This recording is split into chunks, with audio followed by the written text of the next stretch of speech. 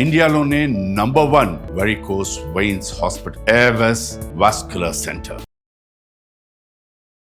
Banjara Hills police station పరిధిలో ఓ దారుణ ఘటన చోటు చేసుకుంది. జనరల్గా మనం చూస్తున్నాం, ఇప్పుడు చిన్న పిల్లల్ని రకరకాలుగా హింసిస్తున్నారు, లైంగిక దాడులకు పాల్పడుతున్నారు.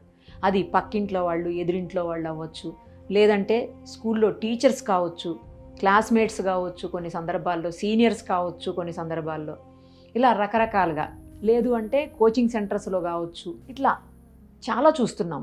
బట్ ఈ ఘటన మాత్రం అన్నింటికంటే దారుణం దారుణం దారుణం. ఎందుకంటే కన్న తండ్రే తన 4 ఏళ్ల చిన్నారి మీద లైంగిక దాడికి పాల్పడ్డాడు. 2 నెలల పాటు కంటిన్యూస్గా అమ్మాయి మీద లైంగిక దాడికి పాల్పడ్డాడంట. ఎంత దారుణం, ఎంత ఘోరం. అసలు వాడిని ఏం చెయ్యాలి మీరే చెప్పండి. తర్వాత ఆ పాపలో ఏదో చేంజ్ కనిపిస్తుందని తల్లి గమనించి హాస్పిటల్కి తీసుకెళ్ళి గైనకాలజిస్ట్కి చూపించారంట. గైనకాలజిస్ట్ చూసి, నాకైతే గైనిక్ ప్రాబ్లం లాగా అనిపించట్లేదు, ఒకసారి పాపని సైక్రియాటిస్ట్ దగ్గరికి తీసుకెళ్ళమని చెప్పారంట. అక్కడికి తీసుకెళ్లారు మదరు. తీసుకువెళ్ళాక పాపని కౌన్సిలింగ్ చేస్తే, చిన్న పాప 3.5-4 ఏళ్ల పిల్లని ఎంతసేపు అని ఎలా అని కౌన్సిలింగ్ చేస్తాడు, ఎలా చెప్తుంది ఆ పిల్ల అర్థమయ్యేలాగా కూడా. మొత్తానికైతే కౌన్సిలింగ్ తర్వాత ఆ పాప చెప్పిన దాన్ని బట్టి ఆ తర్వాత టెస్ట్ చేస్తే ఆ పాప మీద 2 నెలలుగా లైంగికంగా దాడి జరిగినట్టు రుజువైందంట. ఇంకా ఆ తల్లి ఆరా తీస్తే పూర్తి స్థాయిలో ఎవరు ఏంటని తండ్రేనని తెలిసింది. ఆ ఘటనతోటి ఆమెకు ఏం చేయాలో అర్థం కాక భర్త నుంచి దూరంగా వెళ్ళిపోయి ఆ పాప ఆమె కలిసి జీవిస్తున్నారంట.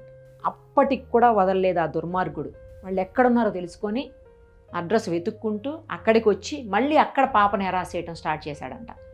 ఇదేంటి అని చెప్పేసి అడ్డుకుంటే తల్లి, అంటే భార్య, నా కూతురు, నా ఇష్టం, నాకు అన్ని రైట్స్ ఉన్నాయి తన మీద, నేను ఏమైనా చేస్తానని చెప్పి సమాధానం చెప్పాడంట. గుట్టుగా ఉందాము, అంతటితో అయిపోతుంది, తండ్రికి దూరంగా తీసుకొచ్చేసాను కదా, నా పాపకి ఏ బాధ లేదనుకుంటే తల్లికి మళ్ళీ ఇలా స్టార్ట్ చేశాడు వాడు. అప్పుడు ఇంకా ఏం చేయాలో అర్థం కాని ఆ తల్లి వెళ్ళి పోలీస్ స్టేషన్లో కంప్లైంట్ ఇచ్చింది. పోక్సో చట్టం కింద వాడి మీద కేసు నమోదు చేశారు పోలీసులు. సరే, అది అలా పెట్టండి, కానీ తండ్రి రక్షణ ఇవ్వాల్సిన వాడు. ఆడపిల్లకి ఏదైనా కష్టం వస్తే తండ్రి, తర్వాత అన్నలు, సోదరులు. కానీ కన్న తండ్రే పాప మీద లైంగికంగా దాడికి పాల్పడితే ఇంకా ఆ పాప కష్టం ఎవరు తీరుస్తారు? అసలు ఆ పాప ఎవరికి చెప్పుకోవాలి? ఇంతకంటే ఘోరం ఎక్కడన్నా ఉంటుందా?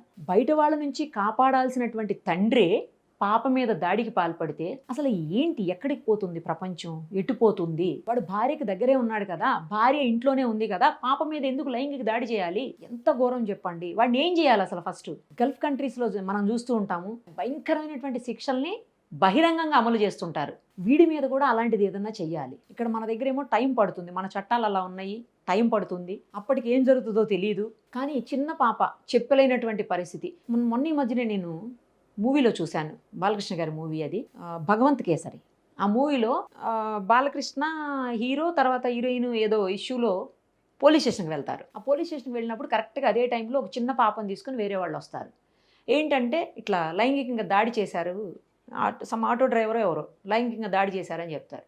ఇమీడియట్గా పాప ఏ స్కూల్లో చదువుతుందని చెప్పేసి హీరో ఆమెను తీసుకొని స్కూల్కి వెళ్తాడు. వెళ్ళి ఆ స్టేజ్ మీద అక్కడ ఏదో ప్రోగ్రామ్ అవుతూ ఉంటుంది, ప్రిన్సిపల్ని దించి స్టేజ్ మీద నుంచి, నేను ఒక 2 నిమిషాలు మీతో మాట్లాడతాను అందరితో అని చెప్పేసి ఆయన మాట్లాడతాడు అక్కడ. అప్పుడు చెప్తాడు, చూడండి అమ్మా, మీరు ఏం చేసినా సరే, అంటే మీకు నచ్చనిది ఏదైనా జరిగినప్పుడు, మీ ఒంటి మీద వేరే వాళ్ళు ఎవరన్నా చెయ్యి వేసినప్పుడు అది ఏ పార్ట్లో వేస్తున్నారనేది చూడండి ఫస్ట్.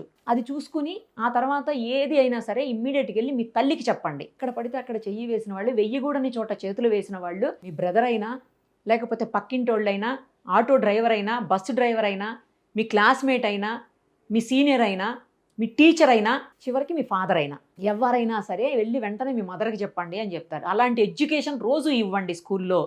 ఎప్పుడో ఒక్కసారి చెప్పటం కాదు, ప్రతిరోజు పాఠంలాగా చెప్పండి పిల్లలకి అని చెప్తాడు ఆయన. అందులో అది నిజమేనేమో అనిపిస్తుంది. చిన్నపిల్లలకు డైలీ క్లాసులో మిగతా పాఠాలు ఎలా చెప్తారో, టీచర్స్ లెసన్స్ ఎలా టీచ్ చేస్తారో, సేమ్ అలాగే వాళ్ళ మీద దాడి జరిగినప్పుడు, లేదా వాళ్ళకి ఏదైనా నచ్చనిది జరిగినప్పుడు, లేదా వాళ్ళ మీద చేతులు వేసినప్పుడు వేరే వాళ్ళు, ఇమ్మీడియట్గా తల్లికి లేదా టీచర్కి చెప్పేలాగా. టీచర్ మేల్ అయితే చెప్పలేమనుకోండి, అది వేరే విషయం. టీచర్ ఆల్మోస్ట్ చిన్నపిల్లలందరికీ లేడీసే ఉంటారు టీచర్స్. సో ఇమ్మీడియట్గా తల్లికి అయితే చెప్పాలి అని చెప్పేసి చెప్తారు. 2 నెలల నుంచి ఆ పాప మీద, నేను ఇందాక చెప్పిన ఘటనలో తండ్రి నుంచి లైంగిక దాడి జరిగిందంటే ఆ పాప చెప్పలేకపోయింది. తల్లే గమనించి పాపలో మార్పులని, కొన్ని ఇబ్బందుల్ని గమనించి హాస్పిటల్కి తీసుకెళ్ళటం, ఆ తర్వాత సంఘటన బయటపడడం. సో ఏం చేస్తే ఇలాంటి వాళ్ళు మారతారు? ఎందుకు ఇంత దారుణంగా ప్రవర్తిస్తున్నారు? కన్న కూతురు, నీ రక్తం పంచుకు పుట్టింది కదా బిడ్డ, నీ రక్తమాంసాలు పంచావు కదా పిల్లకి. అలాంటి పిల్ల మీద దాడి చేయడానికి నీకు చేతులు ఎలా వచ్చాయి? నీకు అసలు మనసు ఎలా అంగీకరించింది? నువ్వు మనిషివేనా? అసలు చెప్తుంటేనే నాకు ఒక రకమైన బాధగా ఉంది. మరి ఆ తల్లి ఎలా భరించిందో, వాడిని ఏమీ చేయకుండా ఎలా వదిలేసిందో నాకు అర్థం కావట్లేదు. అంటే బయటికి రాకూడదని చెప్పేసి ఆ వివరాలు ఏమీ కూడా పోలీసులు వెల్లడించలేదు బయటకు.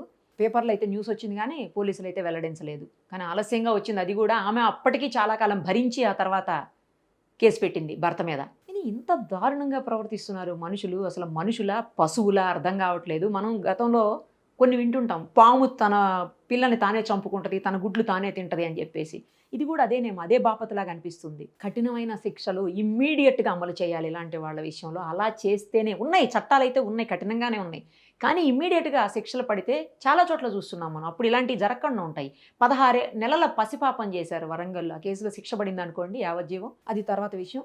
70-80 ఏళ్ల ముసలావిడి మీద కూడా చేశారు. కాకపోతే ఈ కేసులు అన్నీ కూడా వేరే వాళ్ళు చేసినవి అనమాట. అంటే సొంత తండ్రి చేయలేదు, ఇవి వేరే వాళ్ళు ఎవరో చేసినవి. కానీ ఇదేం దారుణం? సొంత తండ్రే కూతురు మీద దాడి చేయటం అమానుషం కదా.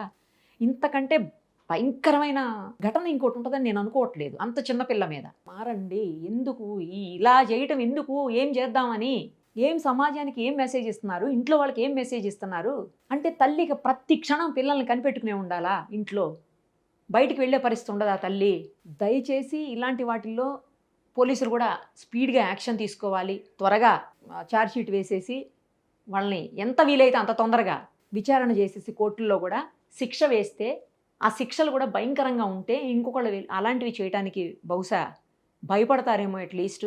అప్పుడైనా కొంతమంది చిన్నారులు ఇలా బలి అవ్వకుండా, ఎందుకంటే ఆ ఏజ్లో ఆ పిల్ల అలా జరిగింది అంటే ఒక ట్రామాకి వెళ్ళిపోతారు పిల్లలు.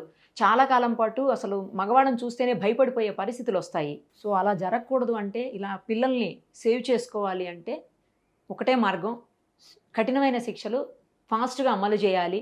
అలాంటివి గనక చేస్తే ఇలాంటి ఘటనలకి కొన్నింటికైనా కనీసం చెక్ పెట్టే అవకాశం ఉంటుంది. సుమన్ టీవీలో మీ పర్సనల్ అండ్ బిజినెస్ ప్రమోషన్స్ కోసం కింది నెంబర్కి కాంటాక్ట్ చేయండి.